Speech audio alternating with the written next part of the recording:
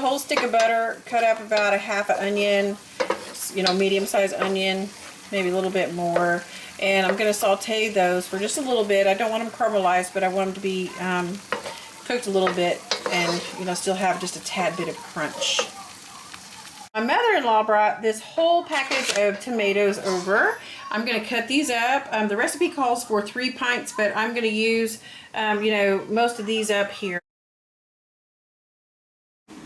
I'm trying to focus this tomato. If you can see it, it's a little bit bigger than a cherry tomato, but of course it's not as big as a regular tomato whatsoever. But they're called flavor bombs. Is what kind of tomatoes they are.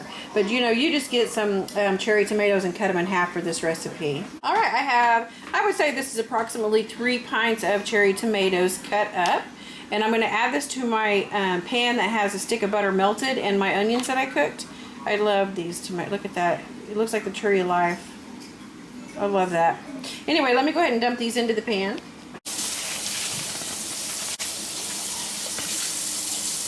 We're going to cook this over medium heat, and we're going to cook it for about 30 to 35 minutes. I'm just going to kind of stir it occasionally, and while this is cooking, I'm going to go ahead and get my noodles cooking.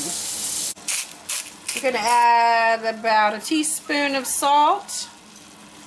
I'm using pink Himalayan salt. This calls for linguine noodles, you know, kind of a thicker noodle. They didn't have any at the store, and I guess I don't have any on hand, which is really odd. But anyway, I'm going to use spaghetti noodles, regular old spaghetti noodles, and I'm going to cook those al dente. I'm just waiting on my water to boil. I'm going to cook them al dente, and then we'll dump them into this pan after this cooks about 30 minutes and breaks down, and then we will dump the noodles in there and cook them the rest of the way. Oh, that butter sauce is coming along nicely. Look at that. Oh my goodness. So that's just the 1 stick of butter melted and about, you know, half a medium onion, and then the cherry tomatoes. That looks really good. And this, like I said, has to cook for about 30 to 35 minutes. I think I said Alfredo noodles a minute ago, but what I meant to say was fettuccine. I think it calls for fettuccine. And you could use, you know, any kind of pasta that you have on hand, or, you know, any kind that you prefer. I'm using spaghetti noodles, like I said, but you could use rigatoni or, you know, what have you.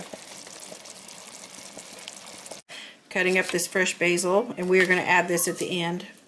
And then next I'm going to cut up some fresh parsley.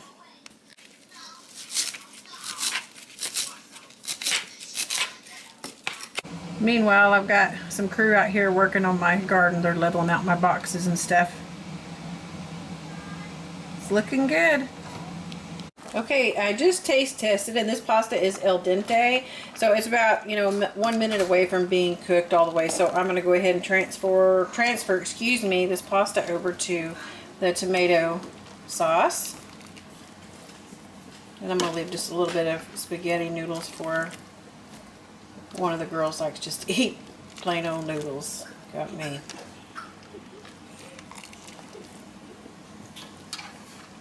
So we're just transferring this over. I'm going to go ahead and stir these noodles into the sauce. If you need to add a little bit of that pasta water to your sauce, if your sauce, you know, got dried out cooking it so long, then just add a little bit of pasta sauce to it. But I'm just going to stir this in. I'm going to cook it a little bit longer till my noodles are completely done. So I'm going to go ahead and do that. Alright, so we have cooked it just about a minute longer until those noodles were done, so that flavor is really good and cooked in those noodles. And now I'm going to go ahead and add the basil and the parsley, the fresh basil and parsley. And I'll stir that in. Make sure to turn that fire off. We'll stir that in, and we're done, folks. That's about it. Add salt and pepper to taste. You can add some garlic to it if you want to, but I'm going to have it just like this. I've got it plated up, and then I'm just going to top it with a little bit of grated Parmesan.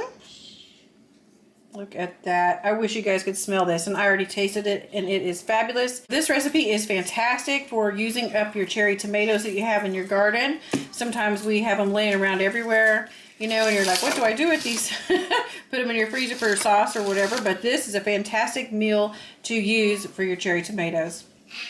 And yes, these are hot dog buns. I made some garlic toast with those. Anyway, you guys, enjoy. I hope you give this a try. It was super simple and it is delicious. Thanks for watching, guys. Bye-bye.